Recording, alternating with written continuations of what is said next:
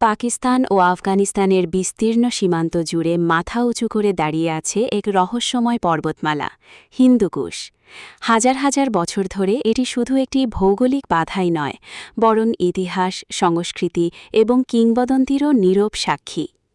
হিন্দুকুশকে সাধারণত বৃহত্তর হিমালয় অঞ্চলের সঙ্গে সম্পর্কিত একটি গুরুত্বপূর্ণ পর্বতশ্রেণী হিসেবে ধরা হয়।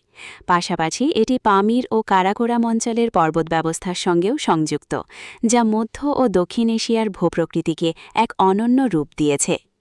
হিন্দুকুশ নামের উৎপত্তি নিয়ে বিভিন্ন মত প্রচলিত রয়েছে। একটি জনপ্রিয় ব্যাখ্যা অনুযায়ী ফার্সি ভাষায় কুশ শব্দের অর্থ হত্যা করা বা মৃত্যুর সঙ্গে সম্পর্কিত। অতীতে এই দুর্গম পথ দিয়ে বহু কৃতদাস ও ভ্রমণকারীকে মধ্য এশিয়ার দিকে নিয়ে যাওয়া হতো।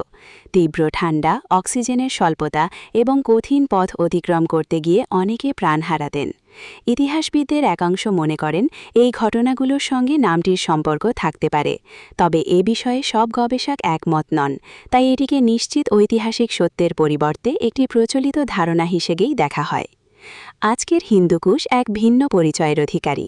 বরফে ঢাকা সুউচ্চ শৃঙ্গ, গভীর উপত্যকা, স্ফটিক স্বচ্ছ নদী এবং দুর্গম গিরিপথ এই পর্বতমালাকে পৃথিবীর অন্যতম আকর্ষণীয় প্রাকৃতিক অঞ্চল হিসেবে পরিচিত করেছে।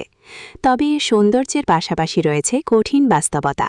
শীতকালে প্রচণ্ড তুষারপাত, হিমশীতল বাতাস এবং বিপজ্জনক তুষারধস এখানকার জীবনকে অত্যন্ত চ্যালেঞ্জিং করে তোলে। তবুও শতাব্দীর পর শতাব্দী ধরে বিভিন্ন জাতিগোষ্ঠী এই অঞ্চলে বসবাস করে নিজেদের স্বতন্ত্র সংস্কৃতি ও ঐতিহ্য গড়ে তুলেছে।